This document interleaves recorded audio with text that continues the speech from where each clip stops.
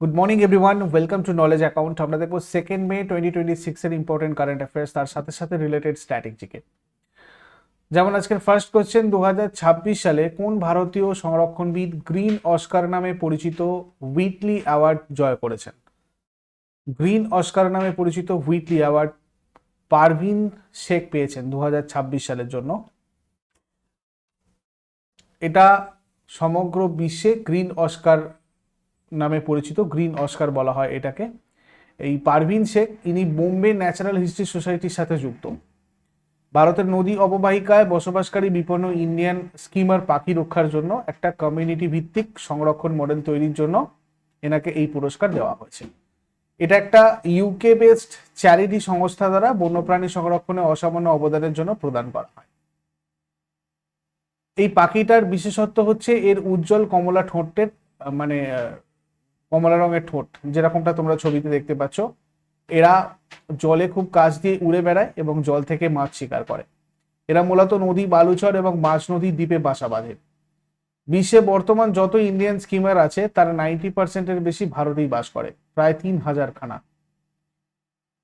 তোমরা knowledge account official app থেকে আমাদের মান্থলি কারেন্ট অ্যাফেয়ার্স গুলো কালেক্ট করতে পারো। ইবুক সেকশনে রয়েছে, এছাড়া কোর্স সেকশনে ইয়ারলি কারেন্ট অ্যাফেয়ার্স গুলো রয়েছে।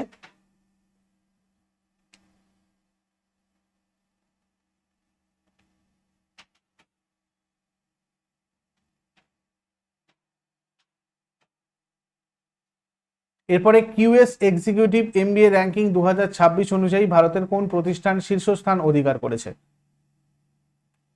IIM Bengaluru. QS executive MBA ranking 2026, IIM Bengaluru ভারতের 1 নম্বর বিজনেস স্কুল হিসেবে নির্বাচিত হয়েছে। আইআইএম বেঙ্গালুরু বিশ্বজুড়ে 64তম স্থান অধিকার করেছে। এটা একমাত্র ভারতীয় প্রতিষ্ঠান যেটা বিশ্বের সেরা 100টা বিজনেস স্কুলের তালিকায় জায়গা করে নিয়েছে। কেরিয়ারে উন্নতি, নিয়োগকর্তার সুনাম, বৈচিত্র্য এবং থট লিডারশিপের উপর ভিত্তি করে এই র্যাঙ্কিং করা হয়। এরপরে মিশন জাগরুক কোন, মিশন জাগরুকের প্রধান উদ্দেশ্য কি? এর প্রধান উদ্দেশ্য হচ্ছে আর্থিক সাক্ষরতা প্রচার এবং বিনিয়োগকারীদের প্রতারণা থেকে রক্ষা করা। ভারতীয় অর্থমন্ত্রী Nirmala Sitharaman securities and exchange board of ইন্ডিয়ার 38তম প্রতিষ্ঠা দিবসে বক্তব্য রেখেছেন। মিশন জাগরুক এই অনুষ্ঠান থেকে এই মিশন জাগরুক নামক একটা দেশব্যাপী বিনিয়োগকারী সচেতনতা অভিযান শুরু করেছেন তিনি, যার লক্ষ্য আর্থিক সাক্ষরতা বৃদ্ধি করা এবং বিনিয়োগকারীদের সুরক্ষা প্রদান করা। এই উদ্যোগটা মূলত জাল বিনিয়োগ অ্যাপ, ডিপ ফেক ভিডিও এবং ফিনফ্লুয়েন্সারদের মাধ্যমে করা প্রতারণা থেকে বিনিয়োগকারীদের রক্ষা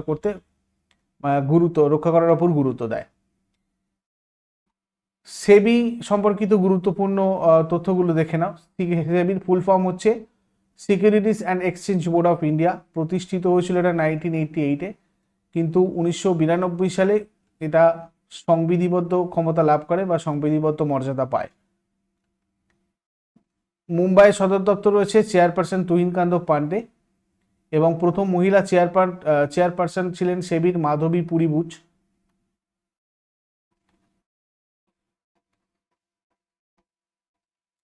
এরপরে নিসার স্যাটেলাইটটা কোন দুটো দেশের যৌথ মহাকাশ অভিযান? ভারত আর মার্কিন যুক্তরাষ্ট্রের যৌথ মহাকাশ অভিযান হচ্ছে নিসার স্যাটেলাইট। এটা মার্কিন মহাকাশ সংস্থা নাসা আর ভারতের ইসরোর একটা যৌথ প্রজেক্ট। 2025 সালের জুলাই মাসে মহাকাশে পাঠানো হয়েছে। এটা একটা ডুয়েল ফ্রিকোয়েন্সি রাডার সিস্টেম ব্যবহার করে, যেটা মেঘ বা ঘন বনজঙ্গল ভেদ করেও পৃথিবীর পৃষ্ঠের নিখুঁত ছবি তুলতে সক্ষম। পৃথিবী পৃষ্ঠের সূক্ষ্ম পরিবর্তন, যেমন ভূমিধস, ভূমিকম্পের ফলে হওয়া পরিবর্তন এবং বরফ গলে যাওয়ার মতো ঘটনাগুলো পর্যবেক্ষণ করার উদ্দেশ্যে এটা করা হয়েছিল। তো মেক্সিকোর সিটির ভূমিধস সম্প্রতি দেখো, নিসারের তথ্য অনুযায়ী মেক্সিকো সিটি প্রতি মাসে 2 সেন্টিমিটারের বেশি নেমে যাচ্ছে। মূলত মাটির নিচ থেকে অতিরিক্ত পরিমাণে ভূগর্ভস্থ জল তোলার ফলে মাটির স্তর সংকুচিত হয়েই ধস নামছে। এর ফলে শহরের ঘরবাড়ি, রাস্তাঘাট এবং পরিকাঠামো বড় ধরনের বিপদের মুখে পড়তে পারে, নিসার জানিয়েছে। এবার সম্প্রতি কাকে 2026 থেকে 29 মেয়াদের জন্য বিডব্লিউএফ অ্যাথলেটস কমিশনের চেয়ারপারসন হিসেবে নির্বাচিত করা হয়েছে? পিভি সিন্ধুকে বিডব্লিউএফ অ্যাথলেটস কমিশনের চেয়ারপারসন হিসেবে নির্বাচিত করা হয়েছে 2026 থেকে 29 মেয়াদের জন্য। দেখো, পিভি সিন্ধু 2026 থেকে 29 মেয়াদের জন্য বিডব্লিউএফ অ্যাথলেটিক্স কমিশনের চেয়ারপারসন হিসেবে নির্বাচিত হয়েছেন। 1934 সালের এটা প্রতিষ্ঠিত হয়। 9টা প্রতিষ্ঠাতা দেশ নিয়ে প্রতিষ্ঠিত হয়। মালয়েশিয়ার কুয়ালালামপুরে এটা অবস্থিত। বর্তমানে 197টা দেশ এই সংস্থার সদস্য। এটা আন্তর্জাতিক অলিম্পিক কমিটি দ্বারা স্বীকৃত বিশ্বের ব্যাডমিন্টন পরিচালনার সর্বোচ্চ সংস্থা। পিভি সিন্ধু ভারতের প্রথম মহিলা ক্রীড়াবিদ যিনি 2টি ব্যক্তিগত অলিম্পিক পদক জিতেছেন। 2016 রিও অলিম্পিকে রূপো এবং 2020-তে টোকিও অলিম্পিকে ব্রোঞ্জ জিতেছেন। 2019 সালে তিনি প্রথম ভারতীয় হিসেবে বিশ্ব ব্যাডমিন্টন চ্যাম্পিয়নশিপে স্বর্ণপদক জিতে ইতিহাস তৈরি করেন। ক্রীড়া ক্ষেত্রে অবদানের জন্য তিনি ভারতের সর্বোচ্চ বেসামরিক সম্মানগুলোর মধ্যে 2020 সালে পদ্মভূষণ এবং 2015 সালে পদ্মশ্রী পেয়েছেন। 2016 সালে ভারতের সর্বোচ্চ ক্রীড়া সম্মান মেজর ধ্যানচাঁদ খেলরত্ন পুরস্কারে ভূষিত হয়েছেন। এরপরে প্রতি বছর কোন তারিখে আন্তর্জাতিক নৃত্য দিবস পালন করা হয়? আন্তর্জাতিক নৃত্য দিবস পালন করা হয় 29 এপ্রিল। প্রতি বছর 29 এপ্রিল এরা পালন করা হয়। বিশ্বব্যাপী নৃত্যের প্রচার এবং এর সাংস্কৃতিক তাৎপর্য তুলে ধরা এই দিবসের মূল লক্ষ্য। ইউনেস্কোর সহযোগী সংস্থা ইন্টারন্যাশনাল থিয়েটার ইনস্টিটিউট এই দিবসটা প্রবর্তন করে। আধুনিক ব্যালেট এর জনক জিন জর্জেস নাভেরের জন্মবার্ষিকীকে স্মরণ করে রাখতে এই দিনটা বেছে নেওয়া হয়েছে। তারপরে কোন রাজ্য সরকার ইউপিএসসি পরীক্ষার্থীদের সহায়তার জন্য সিএম ইন্সপায়ার স্কিম চালু করেছে? সিএম ইন্সপায়ার স্কিম চালু করেছে মেঘালয়। মেঘালয় সরকার রাজ্যের তরুণদের সিএম ইন্সপায়ার স্কিম নামক একটা বিশেষ প্রকল্প চালু করেছে। ইউপিএসসি সিভিল সার্ভিস পরীক্ষার জন্য প্রস্তুতি নিচ্ছেন এরকম তরুণদের আর্থিক সহায়তা প্রদান করার উদ্দেশ্যে। আর্থিক বাধা দূর করে যাতে পরীক্ষার্থীরা সিভিল সার্ভিসের কেরিয়ার তৈরি করতে পারে সেটার ব্যাপারে তাদেরকে উৎসাহিত করা এবং সহায়তা করার লক্ষ্যে। কোন বিশ্ববিদ্যালয় এশিয়ার প্রথম ইউনেস্কোর chair of gender inclusion and skill development চালু করেছে? Symbiosis skills and professional university. Symbiosis skills and professional university এশিয়ার প্রথম UNESCO chair on gender inclusion and skill development চালু করেছে।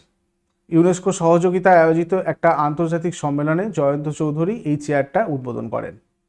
এই উদ্যোগের মাধ্যমে ইতিমধ্যে 10,000-এরও বেশি সুবিধাবঞ্চিত মেয়েদের রোবোটিক্স এবং সেমিকন্ডাক্টর প্রযুক্তির মতো উন্নত ক্ষেত্রে প্রশিক্ষণ দেওয়া হয়েছে। এই প্রকল্পের মূল লক্ষ্য হচ্ছে মেয়েদের কর্মসংস্থান বৃদ্ধি করা এবং তাদের আয়ের সুযোগ তৈরি করে দেওয়া। এরপরে সম্প্রতি কাকে ন্যাশনাল কোম্পানি ল ট্রাইব্যুনালের সভাপতি হিসাবে নিযুক্ত করা হয়েছে? বিচারপতি Anupinder Singh গ্রেওয়ালকে national company law ট্রাইব্যুনালের সভাপতি হিসাবে নিযুক্ত করা হয়েছে। পাঞ্জাব আর হরিয়ানা হাইকোর্টের প্রাক্তন বিচারপতি Anupinder Singh Grewal national company law ট্রাইব্যুনালের নতুন সভাপতি হিসাবে নিযুক্ত হয়েছেন। 2026 সালের 29 এপ্রিল কেন্দ্র আনুষ্ঠানিকভাবে এই নিয়োগের কথা ঘোষণা করে। দায়িত্ব গ্রহণের দিন থেকে 5 বছর অথবা তার 67 বছর বয়স পর্যন্ত এই পদে তিনি থাকবেন। ন্যাশনাল কোম্পানি ল ট্রাইব্যুনাল 1 জুন 2016 সালে ভারত সরকার কর্তৃক কোম্পানি আইন 2013-র অধীনে প্রতিষ্ঠিত হয়। এই ট্রাইব্যুনালটা এরাডি কমিটির সুপারিশের ভিত্তিতে গঠিত হয়েছিল। এর প্রধান বেঞ্চ নয়াদিল্লিতে অবস্থিত এবং ভারত জুড়ে এর একাধিক আঞ্চলিক বেঞ্চ রয়েছে। ট্রাইব্যুনালে একজন সভাপতি এবং প্রয়োজন অনুযায়ী জুডিশিয়াল আর টেকনিক্যাল সদস্য থাকেন। সভাপতিকে অবশ্যই কোনো হাইকোর্টের প্রাক্তন বিচারপতি হতে হয়। সভাপতির কার্যকালের দায়িত্ব গ্রহণের তারিখ থেকে 5 বছর অথবা তার বয়স 67 বছর হওয়া পর্যন্ত, মানে যেটা আগে হবে সেক্ষেত্রে মানে সেটাই হচ্ছে তার কার্যকাল। যদি 5 বছর আগে হয়ে যায় তাহলে 5 বছর, নাহলে 67 বছর। এরপরে সম্প্রতি ডিআরডিও চেয়ারম্যান কোথায় উন্নত সাঁজোয়া প্ল্যাটফর্ম অর্থাৎ অ্যাডভান্সড আর্মার্ড প্ল্যাটফর্ম উন্মোচন করেছেন? এটা করেছেন আহিল্লানগরে। কে রয়েছেন DRDO chairman? Doctor Samir V Kamat. তো ডক্টর সমীর ভি কামাত মহারাষ্ট্রের আহিল্লানগরে, এটা মহারাষ্ট্রে রয়েছে, তো আহিল্লানগরে এই উন্নত আর্মার্ড প্ল্যাটফর্মগুলোর উদ্বোধন করেছেন। কোন উদ্দেশ্যে? ভারতীয় প্রতিরক্ষা বাহিনীর আধুনিক প্রয়োজন মেটাতে এই প্ল্যাটফর্মগুলো তৈরি করা হয়েছে, যেটা যুদ্ধক্ষেত্রে গতিশীলতা, বিধ্বংসী ক্ষমতা এবং সুরক্ষা বহুগুণে বাড়িয়ে দেবে। এই সিস্টেমগুলোতে সম্পূর্ণ দেশীয় প্রযুক্তিতে তৈরি উন্নত সিস্টেম ব্যবহার করা হয়েছে। কে তৈরি করছে? টাটা অ্যাডভান্স সিস্টেম লিমিটেড এবং ভারত ফর্জ লিমিটেড। এরপরে the curious and the classified এই বইটার লেখককে? এটা লিখেছেন জেনারেল মনোজ মুকুন্দ নরভানে। জেনারেল মনোজ মুকুন্দ নরভানে ভারতীয় সেনাবাহিনীর 28তম প্রধান ছিলেন। এই বইটাতে সামরিক বাহিনী সম্পর্কিত বিভিন্ন মিথ বা প্রচলিত ধারণা এবং রহস্যময় ঘটনাগুলো উন্মোচন করা হয়েছে। তারপরে সম্প্রতি কোন দেশের সাথে ভারত 2026-27 সালের জন্য সামরিক সহযোগিতা পরিকল্পনা বিনিময় করেছে? ইতালি। ভারত এবং ইতালি প্রতিরক্ষা ক্ষেত্রে তাদের সম্পর্ক আরো গভীর করতে 2026-27 সালের জন্য একটা দ্বিপাক্ষিক সামরিক সহযোগিতা পরিকল্পনা বিনিময় করেছে। ভারতের প্রতিরক্ষামন্ত্রী রাজনাথ সিং এবং ইতালির প্রতিরক্ষামন্ত্রী গুইডো ক্রোসেত্তো এর মধ্যে নয়াদিল্লিতে একটা উচ্চ পর্যায়ের বৈঠক অনুষ্ঠিত হয়েছে। ইতালির রাজধানী রোম, মুদ্রা ইউরো, সরকারি ভাষা ইটালিয়ান, আর এটা দক্ষিণ ইউরোপের একটা দেশ এবং এর আকৃতি অনেকটা বুটের মতো। আগের দিনের হোমওয়ার্কগুলো দেখে নেব। সিন্ধু সভ্যতার কোন কেন্দ্রে একটি বিশাল স্নানাগার পাওয়া গেছে? এর উত্তর মহেঞ্জোদারো হবে। কত সালে জালিয়ানওয়ালাবাগ হত্যাকাণ্ড সংঘটিত হয়েছিল? এখানে আমাদের 1919 হয়ে যাবে। স্বরাজ আমার জন্মগত অধিকার, এই বিখ্যাত উক্তিটাকার বাল গঙ্গাধর তিলকের। আর আজকে তোমাদের জন্য প্রশ্ন থাকবে, দিল্লির সুলতানি শাসনের প্রতিষ্ঠাতা কে ছিলেন? সুলতানি আমলের কোন শাসককে লাক বক্স বলা হতো? আর কে দিল্লি থেকে দেবগিরিতে রাজধানী স্থানান্তরিত করেছিলেন? শেষকালে কমেন্টে জানো। চট করে আগের দিনেরগুলো কুইক রিভাইজ করে নেবো। যারা যারা লাইভে রয়েছে অ্যান্সার করার চেষ্টা করো। 1 মে 2026 এর রিভিশন। 2026 সালে ভারত আর শ্রীলঙ্কার দ্বিপাক্ষিক ডাইভিং মহড়া ইন এসএলএন ডাইভেক্স কোথায় অনুষ্ঠিত হয়েছে? এটা হয়েছে কলম্বোতে। Naval antiship missile short range এর সফল পরীক্ষাটি ভারতের কোন রাজ্যে সম্পন্ন হয়েছে? উড়িষ্যা। প্রতি বছর কোন তারিখে আয়ুষ্মান ভারত দিবস পালিত হয়? 30শে April. Commonwealth youth and junior weightlifting championship 2026 কোথায় অনুষ্ঠিত হয়েছে? আপিয়া, সামোয়ার আপিয়াতে। কোন ফুটবল দল সম্প্রতি AIFF এলিট ইউথ লিগ 2025-26 শিরোপা জিতেছে? পাঞ্জাব FC। কোন দেশ সম্প্রতি ইউরোপের প্রথম পূর্ণাঙ্গ সমন্বিত লিথিয়াম মাইনিং ও রিফাইনিং প্রকল্প শুরু করেছে? ফিনল্যান্ড। ভারতের প্রথম রূপান্তরকামী ক্রিকেট আম্পায়ার হিসেবে কে নিযুক্ত হয়েছেন? ঋতিকা শ্রী।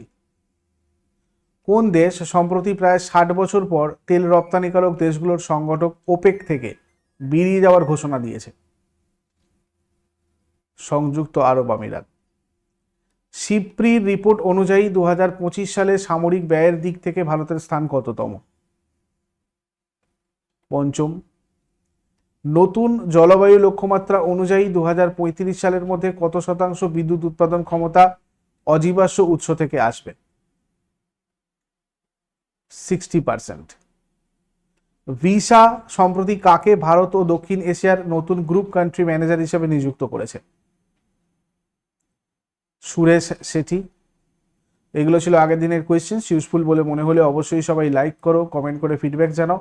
আর প্রতিদিন সকাল 6টার সময় ডেলি কারেন্ট অ্যাফেয়ার্সের আপডেটের জন্য নলেজ অ্যাকাউন্টকে সাবস্ক্রাইব করে বেল আইকন প্রেস করে অলে ক্লিক করে রাখো। Thank you so much. Take care. Have a great day.